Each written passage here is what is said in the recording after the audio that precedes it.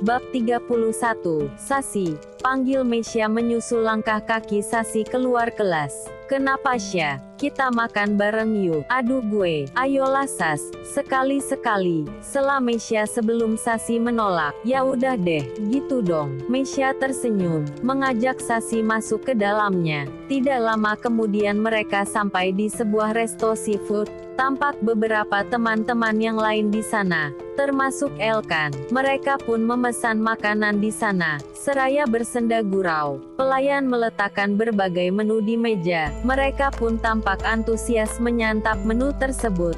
Tapi tidak dengan Sasi. Mengendus aroma seafood saja cukup membuatnya mual. Sas, kok enggak dimakan? Tegur Mesya. Melihat Sasi hanya memandangi makanan di hadapannya saja, Sasi hanya menggeleng pelan, menahan sesuatu yang ingin dia muntahkan. Gue ke toilet dulu ya, ujar Sasi seraya membekap mulutnya. Ia bergegas menuju toilet. Di dalam sana Sasi memuntahkan isi perutnya yang sedari tadi ia tahan. Sepertinya saat ini aku benci seafood, gumam Sasi seraya memandangi pantulan wajahnya di cermin. Sasi menghela nafas dalam. Rasanya ia tidak sanggup untuk kembali dan makan bersama. Sasi pun memutuskan untuk pulang saja tanpa memberitahukan teman-temannya. Sasi yang sudah melangkah keluar resto menoleh. Elkan, kamu mau pulang? Tanyanya, seraya menatap wajah Sasi yang sudah memucat. Elkan memang sudah memperhatikan gelagat Sasi yang sudah tampak mual di dalam resto. Mau pulang denganku, Sasi? Belum sempat Sasi menjawab, matanya kini sudah terbelalak kaget melihat pria yang berdiri tidak jauh dari mereka. Emosinya seketika muncul detik itu juga. Setia. Sasi masih menatap pria yang sangat dibencinya itu. Dia siapa? Tanya Elkan, juga menatap Setia yang berdiri di hadapannya. Aku suaminya. Ucapan Setia sontak saja membuat Sasi terperanjat. Apa yang dikatakannya? Ingin sekali Sasi memukul wajah pria itu. Dia suamimu? Elkan menatap tidak percaya. Ya dia suamiku. Sasi mengangguk pelan. Terpaksa berbohong. Karena sejak awal ia memang mengatakan jika dirinya masih bersuami. Aku pulang dengan suamiku saja. Sasi mengikuti langkah Setia yang masuk ke dalam mobil. Tidak ada pembicaraan. Sasi yang duduk di samping kemudi, hanya terus memandangi Elkan yang berlalu pergi dengan sepeda motornya. Siapa pria itu? Setia memecah keheningan. Itu bukan urusanmu. Sasi tersenyum kecut, masih menatap lurus ke depan, enggan menatap Setia. Lalu kandunganmu, apa kamu rasa kamu pantas bertanya seperti itu? Sela Sasi, menatap Setia penuh kebencian. Aku tidak butuh pertanyaanmu, dan aku muak melihatmu, seru Sasi, menumpahkan semua emosinya yang sedari tadi ditahannya. Jangan pernah muncul di hadapanku lagi. Sasi keluar dari dalam mobil. Ia bergegas menaiki taksi yang melintas. Sasi berulang kali menghela nafasnya dalam-dalam berusaha mengontrol emosinya. Bertemu dengan Setia hanyalah seperti membuka luka lama yang sudah hampir kering.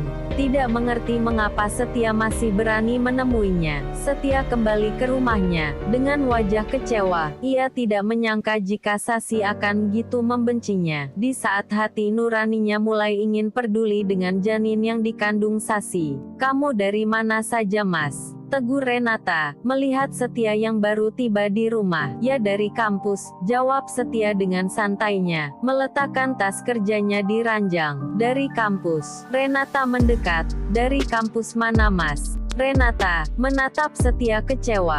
Tanpa disadari, Renata sudah diam-diam meletakkan GPS di mobil Setia. Jelas Renata tahu jika Setia sedang berbohong. Apa maksudmu? Setia mengeritkan dahinya. Tidak mengerti dengan ucapan Renata. Sudah Mas, kamu jangan bohong lagi. Kamu ke kampus sana menemui siapa? Desak Renata, dengan bola mata yang sudah berembun.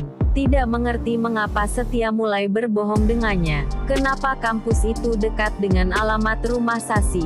Cecarnya kembali. Atau jangan-jangan kamu menemui Sasi? Iya, tuduh Renata. Terakhir kali ia mendengar Sasi memang melanjutkan kembali kuliahnya. Jawab Mas, desak Renata, mengguncangkan tubuh Setia yang hanya diam mematung. Ya, aku memang menemui Sasi. Pengakuan Setia seketika membuat Renata lemas. Ia duduk duduk di tepi ranjang. Setia pun duduk di sampingnya. Aku hanya ingin menanyakan keadaan kandungannya, ujar Setia meluruskan. Renata masih terdiam. Apapun alasannya tetap saja itu membuat Renata cemburu. Bagaimana jika anak itu telah lahir? Bukankah akan semakin ada celah untuk keduanya bertemu? Aku ingin kamu nikahi aku, Mas. Apa? Setia terkejut dengan permintaan Renata yang sangat tiba-tiba itu. Renata, kamu tahu kan perceraianku saja belum aku urus. Bersabarlah sampai Sasi melahirkan, bujuk Setia. Tetap berada di sisi Renata sudah lebih dari cukup menurutnya. Tapi aku tidak bisa menunggu, Mas. Kamu bisa menikahiku secara sirih, paksa Renata. Kenapa diam saja, Mas? Kamu hanya mau menjadikan aku pemuas nafsumu saja, seru Renata dengan air mata yang mulai perlahan menetes. Tidak, kalau gitu kabulkan permintaanku. Setia menghela nafas, menghembuskannya perlahan. Baiklah, aku akan menikahimu secara sirih. Setia pun tidak bisa menolak permintaan kekasihnya. Renata tersenyum. Terima kasih ya, Mas, memeluk tubuh Setia. 2 minggu kemudian, Renata masih memandangi pantulan wajahnya di cermin. Memandangi wajahnya yang terlihat begitu cantik di hari pernikahannya. Ya, Setia benar-benar menepati janjinya untuk menikahi Renata. Kebaya berwarna putih itu terlihat begitu anggun dikenakannya. Renata tidak bisa menutupi raut bahagia di wajahnya. Menikah dengan Setia akhirnya bukanlah sebatas angan-angannya lagi. Walaupun ini hanya pernikahan di bawah tangan, dan tanpa restu orang tua dari kedua belah pihak, tidak mengurangi rasa bahagianya. Dengan didampingi 2 orang saksi, Setia gitu lantang mengucapkan ijab kabul. Pernikahan itu pun dinyatakan sah secara agama. Terima kasih ya, Mas. Aku bahagia sekali hari ini, ujar Renata, bersandar manja di dada bidang suaminya. Aku juga bahagia. Setia mencium punggung tangan Renata. Ponsel Setia tiba-tiba berdering. Ia segera mengangkatnya. Tertera nama ibunya di sana. Setia mengangkat teleponnya, agak sedikit menjauh dari Renata. Dari ibu, Mas? Tanya Renata. Setelah Setia menutup teleponnya, Setia hanya mengangguk pelan. Lalu kapan kamu akan mengatakan ini semua pada orang tuamu, Mas? Entahlah, balasnya dengan wajah risau. Ini bukan hal yang mudah untuknya. Setia bahkan tidak bisa membayangkan bagaimana reaksi orang tuanya jika tahu tentang hal ini. Mengingat mereka gitu menyayangi Sasi, terutama ibunya. Kamu tenang saja, aku hanya perlu waktu untuk mengatakan hal ini. Setia membelai sulu rambut Renata yang tampak cemberut, dan mencium bibir ranumnya. Cumbuan keduanya semakin memanas. Ini memang bukan malam pertama keduanya. Tapi Renata cukup bahagia. Setidaknya ia tidak lagi takut Setia akan meninggalkannya, atau kembali pada Sasi. Seusai bercinta, Setia masih mendekap tubuh polos Renata, mengatur nafasnya yang masih memburu.